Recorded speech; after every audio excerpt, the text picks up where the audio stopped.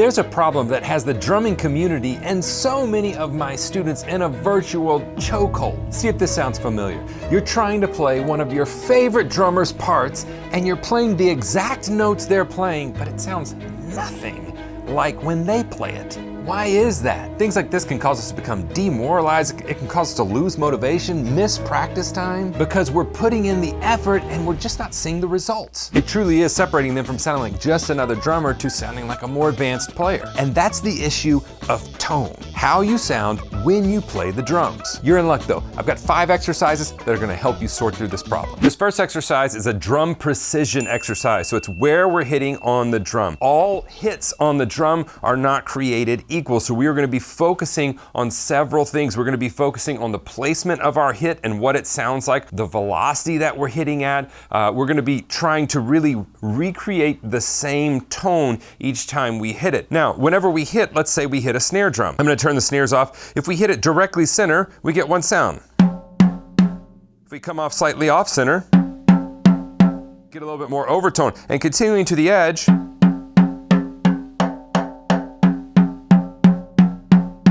how it gets deeper the further to the center we get. So whenever especially when you put a microphone on that, whenever you're hitting, the placement of that stroke has so much to do with the sound that you're gonna be getting out of it. It doesn't really matter if you have tuned this drum perfectly. If we don't know how to hit the drum, if our touch is not there, then it's just not going to sound how you want it to. There's a great drummer in town in Nashville, Jay Bellarosa, and he is fantastic. His touch is just through the roof. And I could name off so many drummers that I just have such respect for the way that they hit and touch the instrument when they're playing it. So how do we fix this? What we want to do is we want to pick a spot on the drum. It doesn't matter the spot, and we don't want to label sounds as good or bad. We simply want to get the same sound consistently. We also want to watch out for leaving our stick on the drum when we play, which is going to deaden it or mute it to also give us some multiple strokes, right? So we want to hit the drum and play off of the drum, bring the sound out. We don't want to play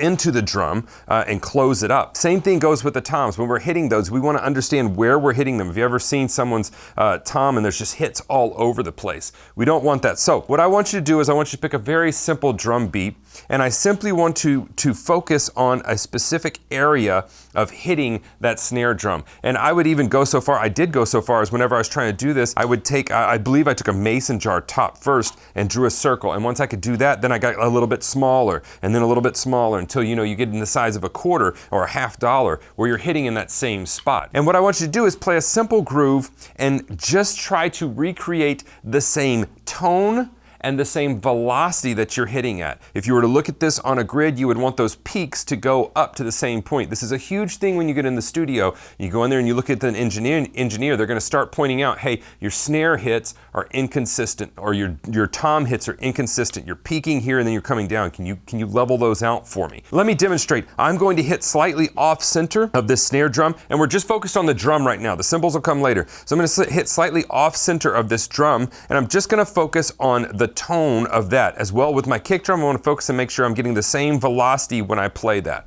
3, 4.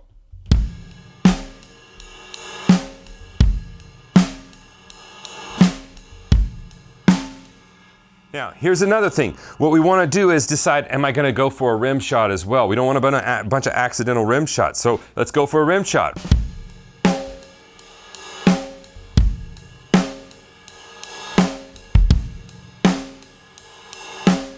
Now let me play that where I'm playing kind of rim shots, changing up spots on the snare drum, changing the velocity, and let's see what that sounds like.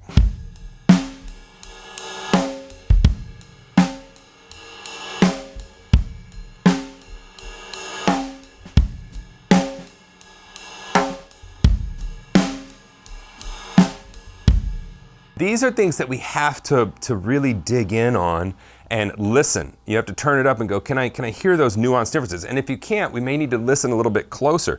All right, now, maybe I want to hit more towards the edge and get that consistent sound.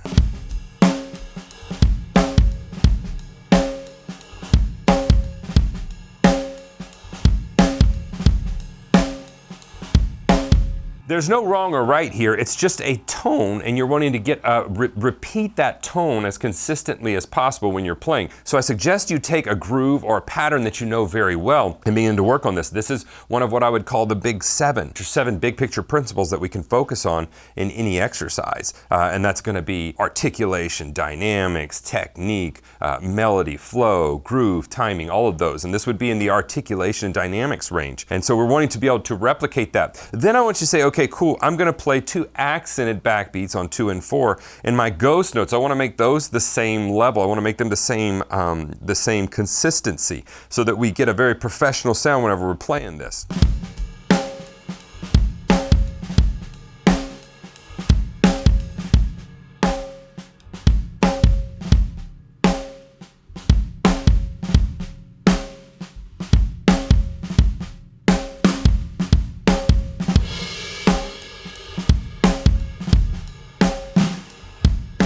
So every note I'm hitting here, all too often it's like, oh, I'm playing the pattern. And it's like, no, you're not playing the pattern as it is because we're not hitting the same consistency and velocity and all of that. So that's gonna be the first thing we wanna do. You can also take that to the toms. You can play a fill and be, let me play.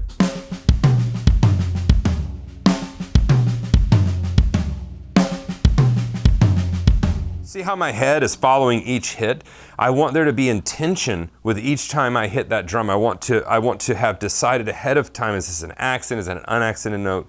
That is really gonna separate your tone. So that's the first exercise, is the drum precision exercise. And likewise, we're hitting cymbals just as much as we're hitting drums. So now it comes to the cymbal precision exercise. Remember, we're digging deep on this. Take some things you already know and try to play them on these sound sources and get good sounding tones. Again, thank you to Sweetwater and Zildjian for sponsoring this video. We've got a 22-inch medium thin low Constantinople ride cymbal here. Just sounds incredible.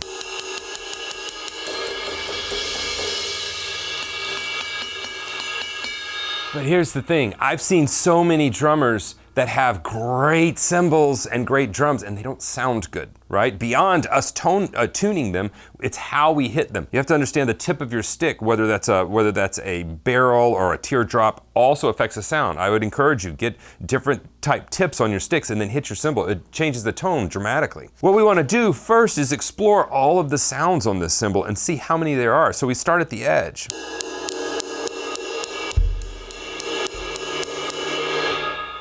Then go right to the, kind of go along there into the middle.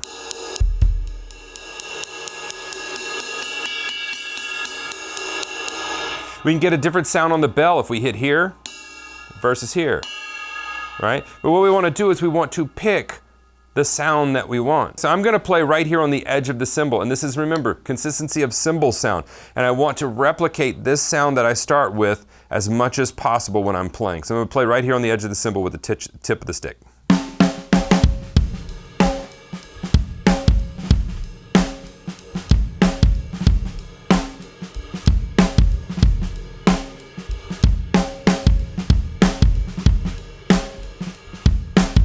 Let's play with the meat of the stick, with the body of the stick.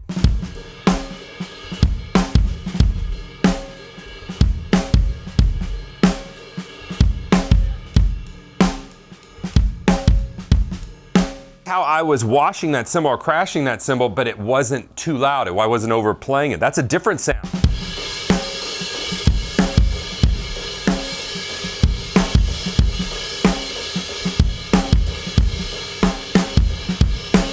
That's a different sound, and then we have to start going, okay, is that overplaying the drums? Am I blowing out my overheads? We're talking about, it's not just the patterns. The patterns are not the reason why you love your favorite player.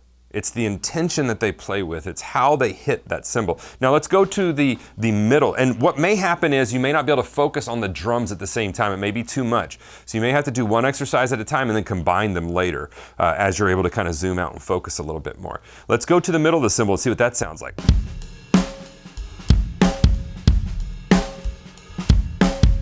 Once you get better at this, then say, okay, cool, I'm gonna play one measure in the middle of the cymbal, one measure at the edge of the cymbal, and then one measure washy. Let's see what that sounds like. 3, 4.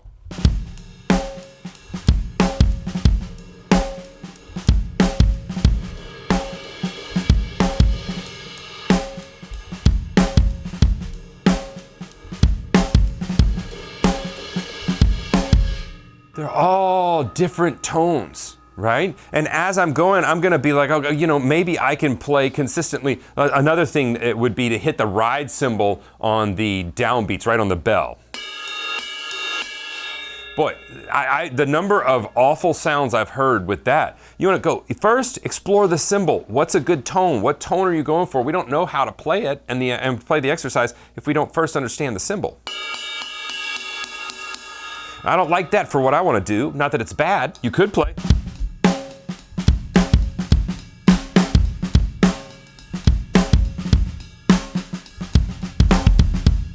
But for a more powerful, like rock sound,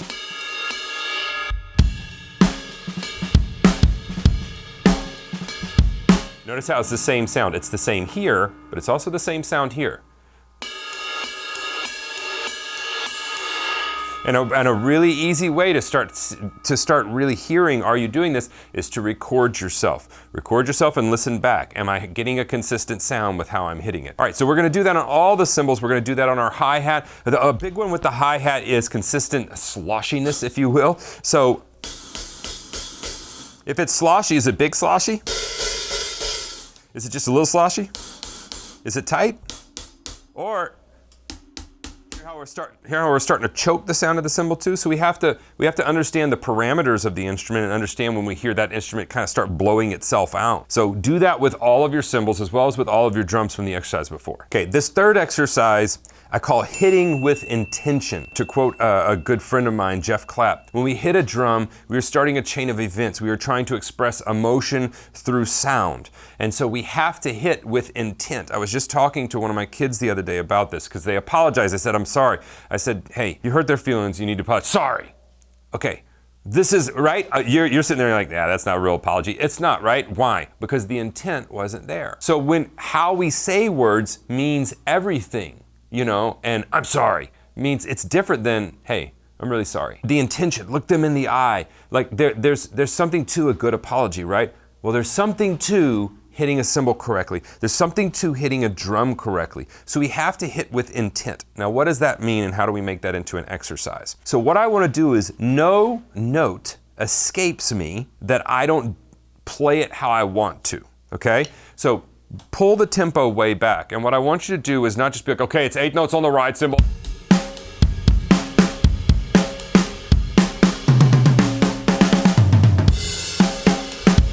We're not the monkey clanging the cymbals. What I want to do is I want to play everything with intention. So I want to know my ghost notes are at a certain level. I want to know my accident notes are at another level. I want to hit my cymbal with the intention, and I'll change that intention. Okay, now I want to go up here, I want to play. So the best way for me to do this is to demonstrate hitting with intent. But the way I think about it is every note matters. You'll see me looking at the drum, I was watching a video of Vinny the other day, and I mean, he was staring his ride cymbal down. He did this huge fill, and then immediately he went to his ride cymbal.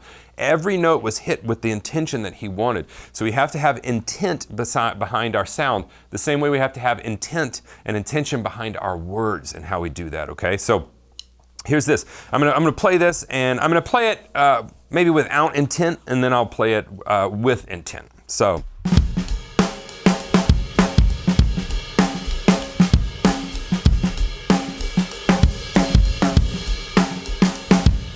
That's a certain feel. If I was to play that with intent, where every note matters, then maybe I would start to put more care into each note.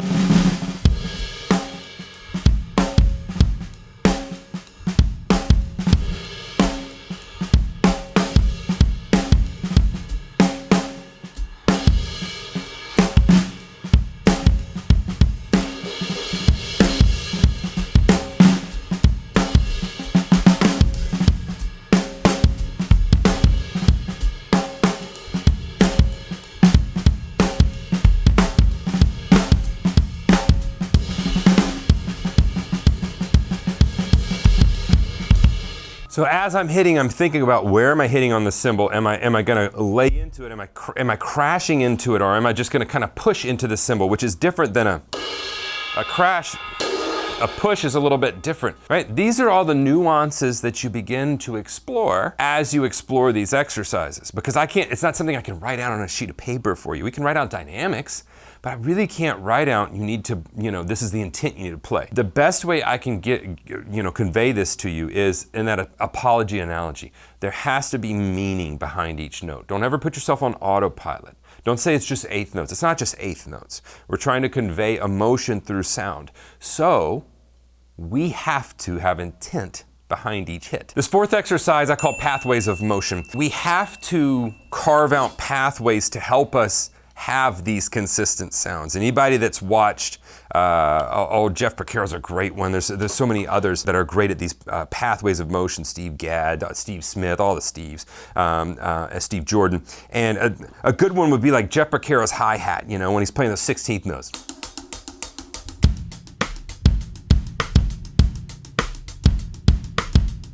Watch my hand. If you slow that down, it is making the same pathway. Same thing for this hand. I'm making the exact same motions every time. It's going up the same height. The motion is, on my hi-hat's kind of circular in the same way. Why? Because that ensures that I'm using my body like a dancer to help keep myself in time. So if I'm playing this big, wide open beat in 6/8.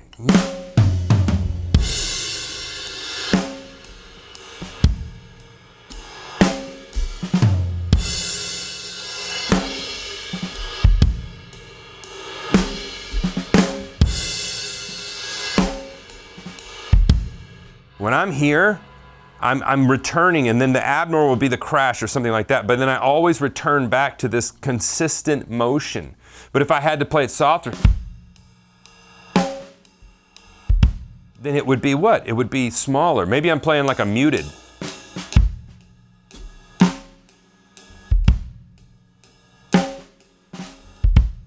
If I'm playing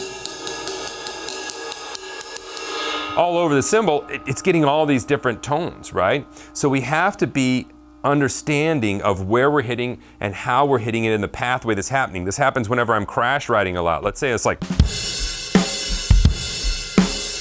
see, this one has a different topper I don't really like for big crashing.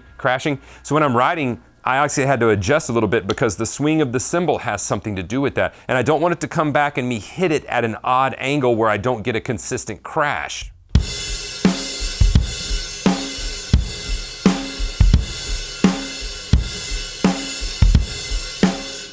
Instead of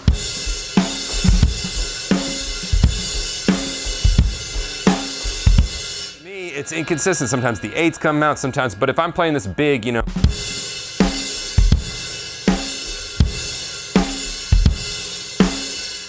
I want that. I want a consistent sound there.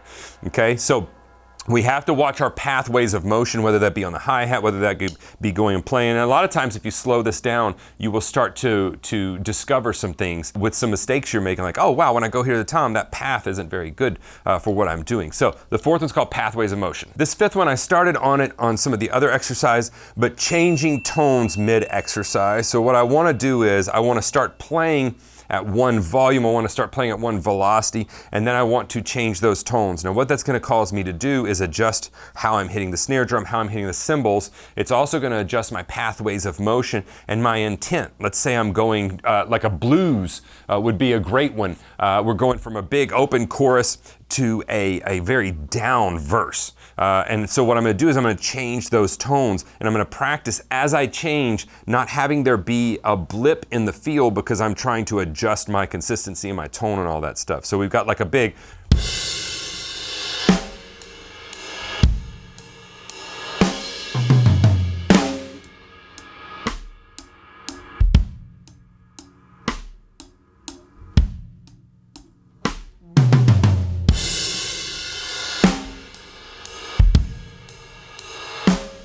We can also do it on the same instrument, where we're playing very loud, then we come to very soft, where we're playing like we were before, where we're playing up on the bell of the cymbal, and then we come to the edge of the cymbal. Whatever that looks like, but we want to practice changing those tones, not just kind of flat out, this is what I'm playing here, this is how I'm playing that. If you're getting something out of this, or if it kind of sparks something with you, look, I do this on phone calls with my students every week in my online drum school. You can check that out at the links below. As well, we have in-person drum camps. Registration just opened up for the 2025 season. We've only got 6 of them. They will sell out. We did add a level 3 this last year, and it went really well, so we've got 2 more level 3s coming up this year. What I want to do is encourage you, no matter the curriculum you use, get involved with something that's going to help you improve your drumming on a consistent basis.